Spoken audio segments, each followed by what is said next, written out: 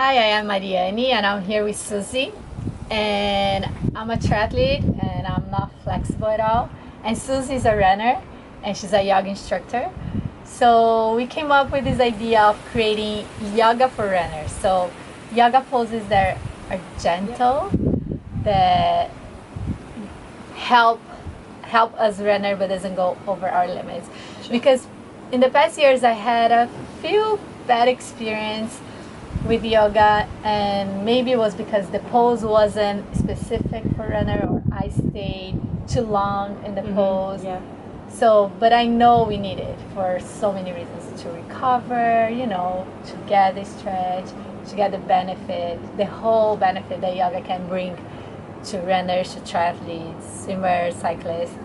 So, Yeah, we're just going to start introducing some really simple, easy yoga poses, and I think the emphasis is on taking it easy because we want you to put your effort into your swimming, biking and running, and this yoga is for, like you said, recovery and to help kind of just slowly increase your flexibility and your range of motion. So just find a nice flat space. You don't necessarily need a yoga mat. You can do yoga on the beach, in the park, at home. It's good to be warm, so it's usually good to do yoga after you've done a warm-up, some kind of dynamic stuff, maybe after your run or your workout. And yeah, just have fun. Okay, so welcome to Yoga for Runners, and we're going to get started just by rocking backwards and forwards on the feet a little bit and just rooting feet into the ground. Just stretching those toes out, standing up nice and tall, and then putting your hands to your hips and just step your feet to the outer edges of your mat. That's it. Keeping the knees nice and loose, we're just going to do a few hip circles. So taking the hips around to the side and then forward and back, just listening to the hips in the small and the lower back. Small at the back. And you can make these circles as big or small as you want to. Listen to the hamstrings, they might feel a little bit tight, so keep the knees bent and then change direction. So you can probably go 5 times in each direction.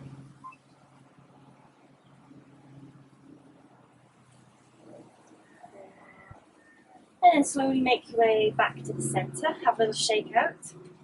That helps you to kind of stay nice and relaxed.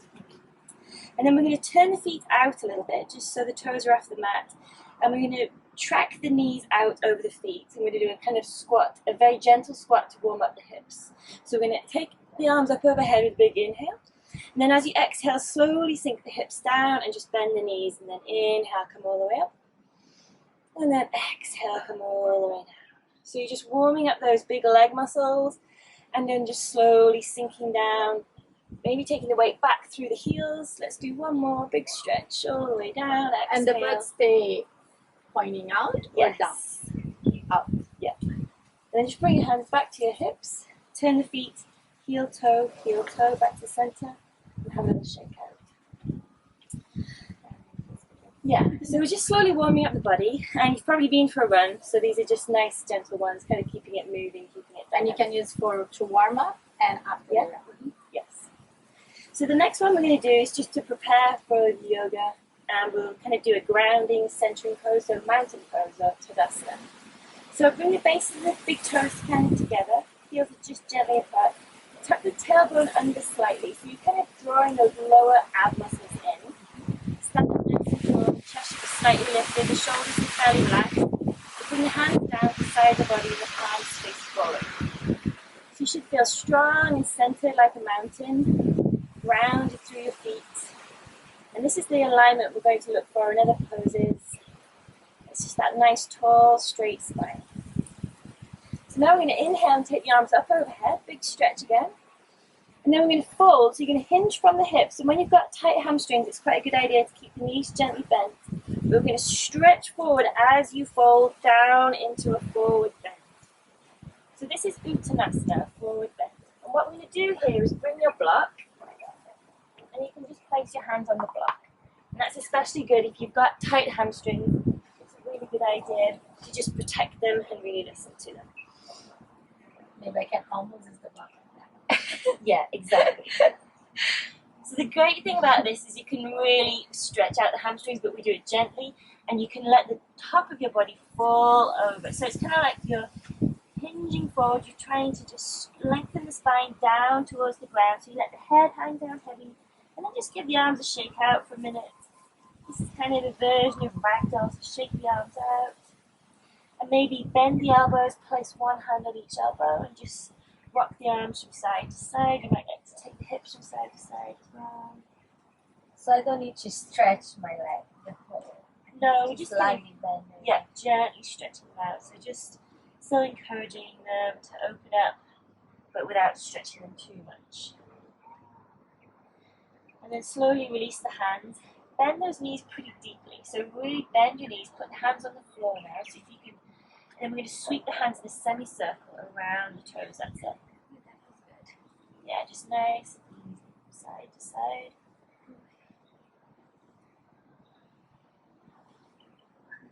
Upper body stretch. Two, yeah, for the shoulders. Yeah. And then slowly come back up to center.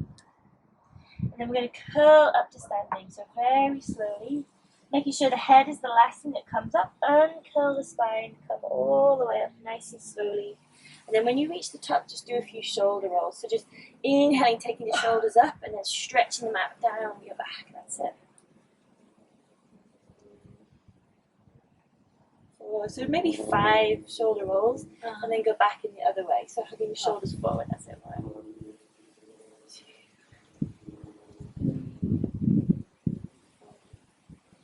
5. And let's just inhale and take the arms up overhead. And just to help the shoulders a little bit, we're going to do a few arm swings. So you're going to take the right hand back, left arm forward. That's it. And just swing the arms down and up. Yeah.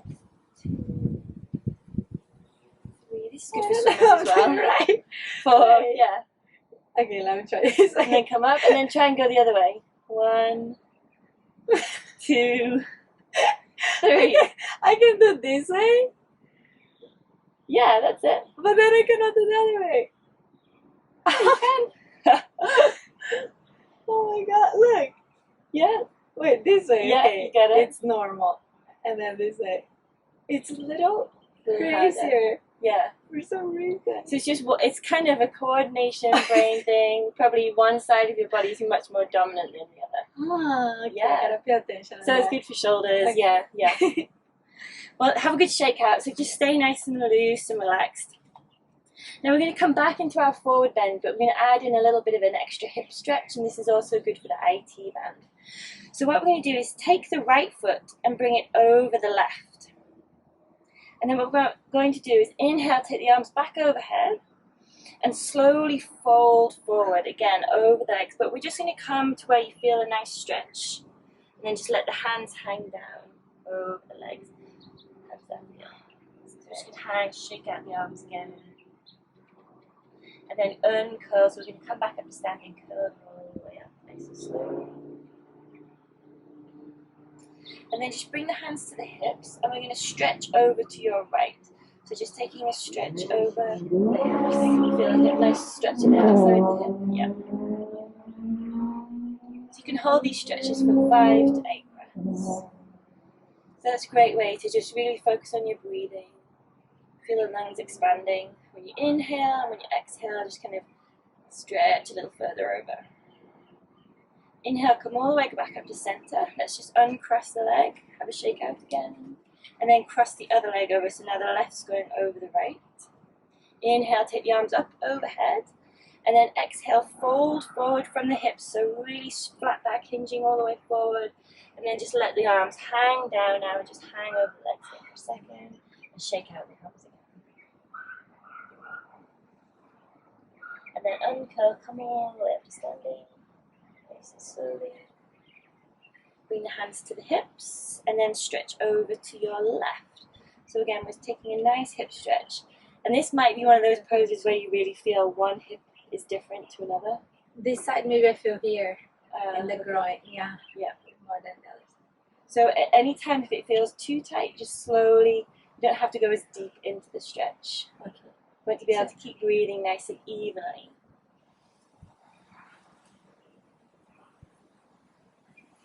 Do one more inhale, exhale, come all the way up. Just uncross the legs and have a little shake out again. Shake the hands, shake the legs. Okay.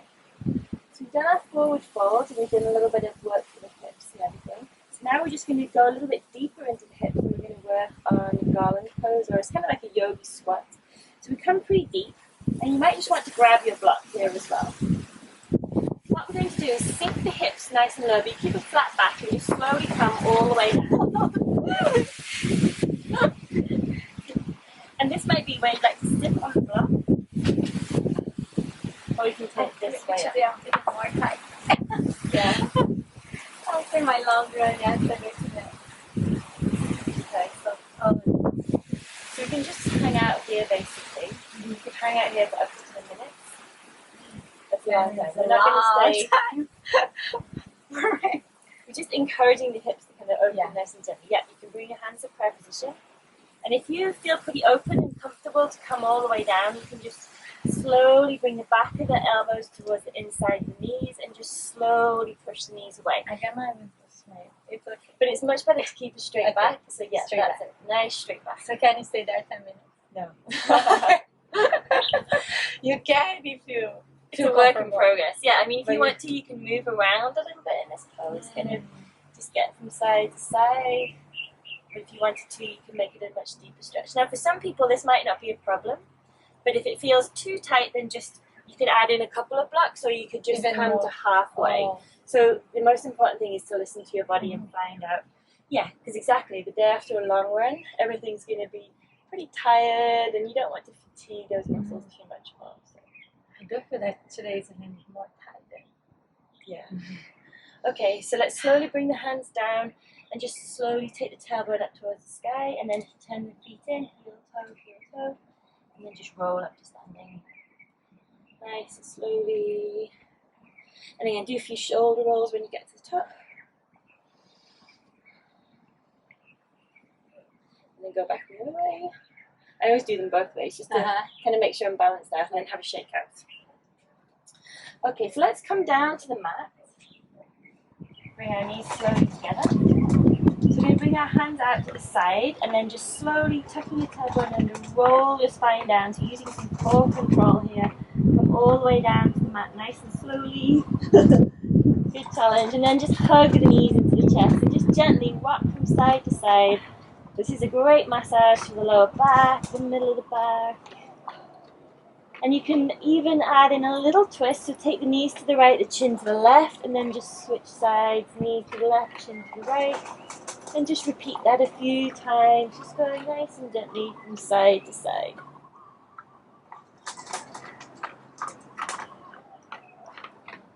And then just come back into center. And we're going to come into happy baby, so you're going to take the feet up towards the sky. And you can hold on to your ankles, your shins, or the back of the thighs. Or if you'd like to, you can bring your hands inside the feet and place the palms around the sole of the foot. Then just relax the head and shoulders and just roll gently from side to side, kind of like a baby. Just taking the knees out. You can even draw the feet together a few times, move them around. Just kind of be childlike. Just move around and just have some fun. See what feels good. You could probably hang out here for 5 to 10 minutes. Whatever feels good. or one. Or just one. So slowly bring the feet back to the center and just bend the knees and place the feet flat on the floor. And then you just need to grab your block. So take hold of the block. And we're going to press the feet into the floor and lift the hips up. And just place the block. And it has to be on the pelvis. So not on the spine, really on the kind of the hard sacrum of the pelvis. And then we're going to bring the hands to the side of the body. Make sure the shoulder blades are flat on the floor, so you might need to lift the shoulder blades up and then place them down. And then we're going to do an inversion just by gently bringing the feet up towards the sky. Now if your hamstrings feel a bit tight, just gently bend the knees, because you're still going to have the benefits of having the feet nice and high, kind of challenging gravity, so the legs aren't supporting you. Now you're giving the legs a break. This is a great one to do after Sunday long run, or maybe after Tuesday night workout. You can rotate the feet a few times, maybe flex and point the toes. You could even just gently take the legs apart and together, or scissor the legs. Just move around and pick a few circles, see what feels good. Oh, that is good. Yeah, but just generally inverting the legs like this is great for the body. And we don't need to always have the legs straight. Yeah, we can let the legs. Yeah, no, you can bend the knees. Yep. And if you know quite tired, you can just let the legs rest. Really come. Lie down. Lay down on your mat. Go do some stretch. Good. Lie down. Sorry. Okay, let's bend the knees and just place the feet flat on the floor. And then just for a nice relaxation, we're going to let the knees fall out to the side, but bring the soles of the feet together. And then the arms can just come out to the side of the body and the palms can face up. Or if you feel like you've got kind of space in the shoulders, you can take the arms up overhead. Oh yeah, that's good. And just, relax the arms down on the ground behind you. And this is just a great pose. It's a passive hip opener. It's relaxing. It's also great for recovery. It's another one you can do at the end of a long, busy day. You can close the eyes and just release the spine. Let the shoulders sink into the ground. Let the hips sink into the block. And gravity is kind of drawing the knees, so you don't even need to think about trying to push your knees down. Just let gravity do the work for you. So we're really, really letting go here and just breathing nice and evenly, nice and softly. You can even take your awareness to your breath and do a few rounds of deep belly breathing. As you inhale, feel the abdomen rise. And as you exhale, feel it fall back down towards the spine.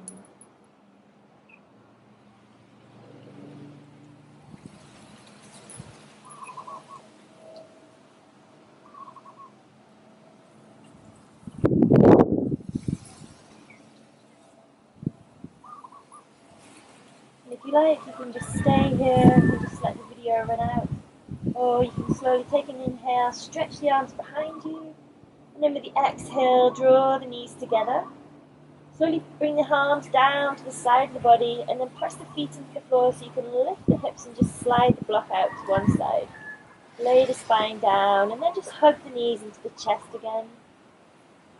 Just give the back a little massage, rocking from side to side. And then slowly roll over onto your right hand side.